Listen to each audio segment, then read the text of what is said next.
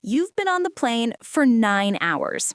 The lights are dim, your seat barely reclines, your knees are pressed into the back of a guy who reclined before takeoff and hasn't moved since.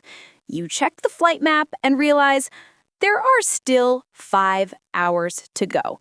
Yeah, welcome to the 14-hour economy flight experience. If you've never done one, I envy you.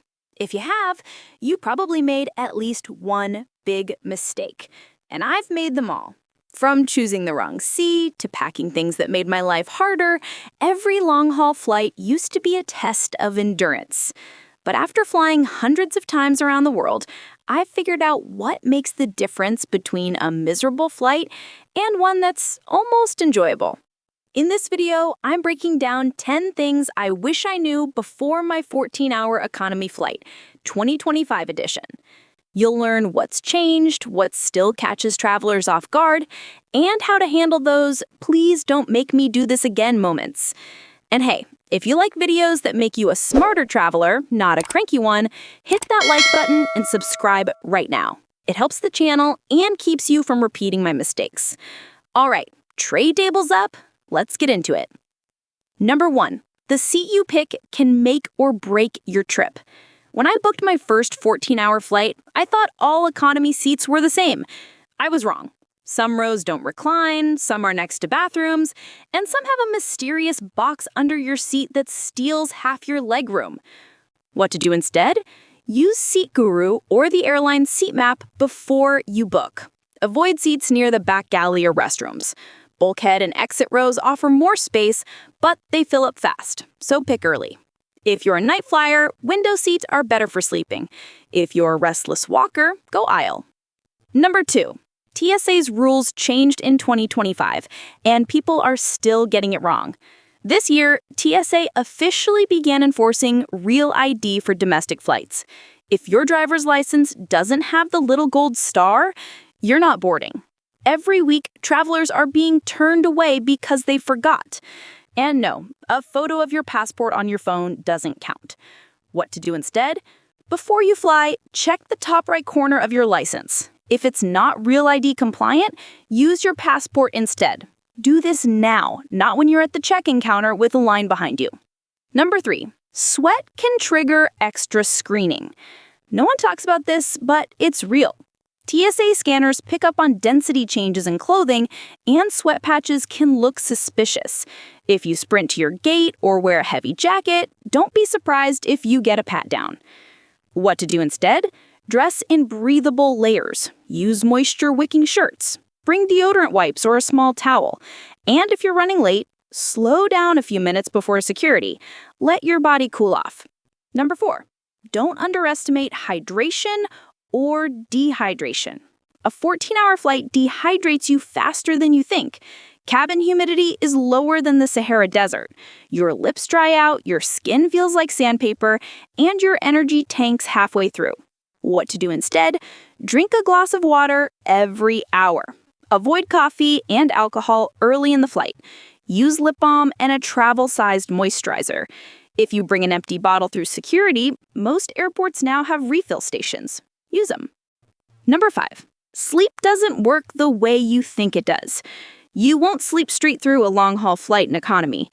I once tried staying asleep for 8 hours, woke up with a numb arm, and felt worse than before. What to do instead? Sleep in 90-minute cycles. Your body resets after each one. Get 2 or 3 cycles in, then stay awake the last few hours to adjust to your destination's time zone. Use a neck pillow that actually supports your chin. Eye mask, earplugs, and noise-canceling headphones help more than you think. And if you want bonus comfort, bring a light scarf or hoodie. Plain blankets don't always make it to row 42. Number 6, outfits matter more than you think. I once flew in jeans. Big mistake. Tight waistbands and stiff fabric make you miserable after hour 6. What to do instead? Think stretchy, soft, and layered. Athletic pants or joggers, cotton shirts, compression socks, and a hoodie.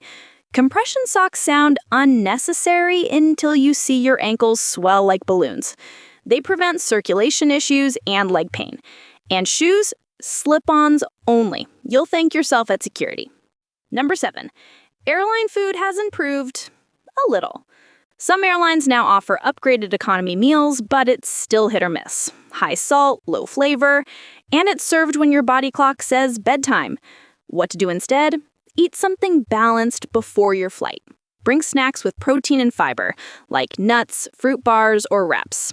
Don't rely on the mystery chicken or pasta. Also, skip carbonated drinks. Cabin pressure makes you feel bloated. Number 8. The carry-on crackdown is real. In 2025, airlines are stricter than ever with carry-on sizes. Budget carriers now weigh bags at the gate.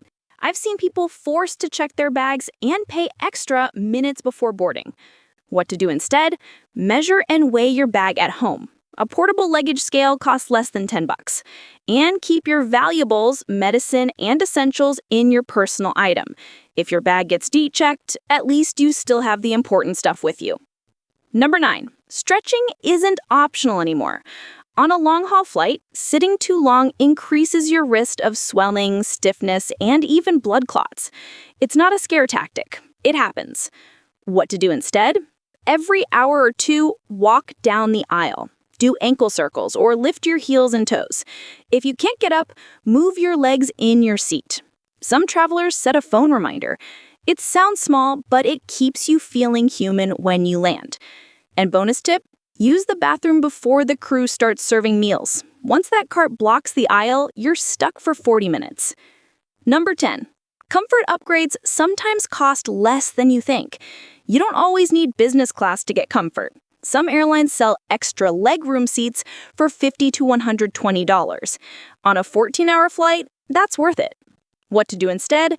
Check your airline's Manage Booking page the day before your flight.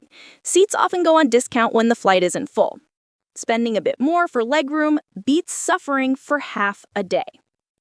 A 14-hour flight will never be perfect, but it doesn't have to feel like a punishment.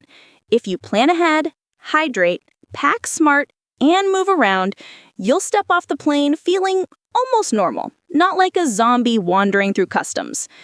Remember these takeaways. Pick your seat carefully, bring comfort gear that works, follow the new 2025 TSA and airline rules. Take care of your body, because once you land, you want energy for exploring, not recovering. So tell me in the comments, what's the worst thing that ever happened to you on a long flight? Lost luggage, crying baby, seat kicker? I want to know. And if this video helped you, hit subscribe and watch my next one. Airport secrets airlines don't want you to know. You'll learn how to save money, skip lines, and avoid the mistakes that even frequent flyers still make. Travel smart, fly safe, and I'll see you in the next one.